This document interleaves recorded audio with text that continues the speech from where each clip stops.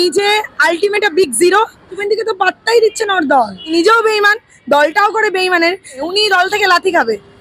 শুভেন্দু অধিকারী বলছেন দাগি মার্কা মারা চোর ভারতের প্রতিনিধিত্ব করতে পারেন না, অভিষেকের উপর রেগে আগুন একেবারে। দেখুন, শুভেন্দুবাবু যে দলটাকে সাপোর্ট করে, যে দল থেকে বিধায়ক বলতে পারেন, সেই দলই তো ওনার কথা শোনে না। উনি এটা মিডিয়াতে ফুটেজ খাওয়ার জন্য বলছেন, কারণ ওনার দলে ওনারই কথার দাম নেই। এবার যদি 2026-এ ভালো ফল পশ্চিমবঙ্গ থেকে না করাতে পারে, উনি দল থেকে লাথি খাবে, ওনাকে লাথি মেরে বের করে দেবে। বুঝতে পারলেন? এটা আমার ব্যক্তিগত মত যে শুভেন্দুবাবু নিজে আলটিমেট বিগ জিরো, নিজে শুধু বিধায়ক হয়েছে, দলের কোনো উন্নতি করেনি বিজেপি।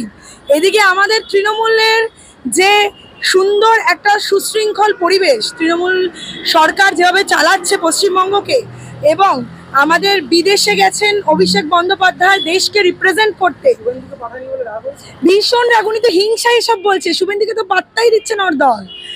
আজকে দিলীপবাবুর নামে যখন নালিশ করতে গেল যে কেন জগন্নাথ মন্দিরে গেছে, তখন দিল্লি বলে দিল কি, অমিত শাহরা বলে দিল, তুমি আমাদের কাছে দিলীপের নামে বাজে কথা বলতে আসবে না, তুমি তোমার কাজ করো। বুঝতেই পারছেন তার কোথায় জায়গা এখন দলে। তাই জন্য তিনি এখন মানে বদ্ধ উন্মাদে পরিণত হয়েছে। আগাগোড়া শুভেন্দুকে আমরা গদ্দার মির্জাফর বলে চিনি, ওনার একটা নতুন নাম যোগ হচ্ছে, সেটা হলো উনি উন্মাদ এবং উনি প্রচন্ড পরিমাণে হিংসুকুটে, যাকে বলে হিংসুটে বাংলায়, সেই হিংসুটে। তাই কারণে ওনাকে তো পাঠাবে না, ওনার তো সেই যোগ্যতাটা নেই। আমাদের দেশকে রিপ্রেজেন্ট করার জন্য কিছু ক্রাইটেরিয়া প্রয়োজন, সেই ক্রাইটেরিয়া ওনার নেই, ওনার দলেই ওনার সেই ক্রাইটেরিয়া নেই। তা অন্য দলের ব্যাপারে উনি কথা বলেন কোন স্বার্থে, মানে বোঝাই যাচ্ছে যে উনি যেহেতু দল বদলু, ওনার নিজের দল। অভিষেকের থেকে যোগ্য নন উনি। অভিষেকের সাথে কার তুলনা করছেন? অভিষেক বন্দ্যোপাধ্যায় তিনবারের এমপি, ড্রাইভার হারবারকে দেখে আসুন কি করেছে গিয়ে।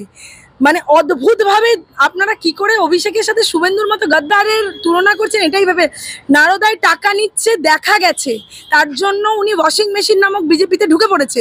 সেখানে ঢুকে নিজেকে ক্লিন করে রেখেছে যে এখন জানে আমি যদি দিদির সাথে থাকি আমাকে অ্যারেস্ট করাবে। উনি অ্যারেস্টের ভয়ে দৌড়ে দৌড়ে এই দল ওই দল করে বেড়াচ্ছে।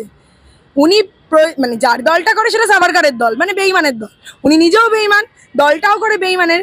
তার জন্য ওনাকে নিয়ে কি করে বিদেশে রিপ্রেজেন্ট করবে? শুধু মানে দলের ওপর কেন হবে না রাগ? উনি নিজের মানে আধিপত্য বিস্তার করতে গেছিল তৃণমূলে, সেটা তো হয়নি। এবং ওনার চুরি চারি অনেক কিছু ধরা পড়ে গেছে তৃণমূলের সকলের সামনে।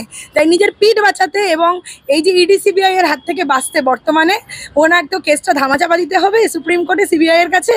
তো সেই কারণে এই বিজেপি নামক ওয়াশিং মেশিনটা, যেখানে আপনি যেই দলবদল হয়ে যাবেন আপনার 7 খুন মাফ হয়ে যাবে এবং আপনি সুন্দর সৎ চরিত্রের মানুষ হয়ে ঘুরে বেড়াবেন।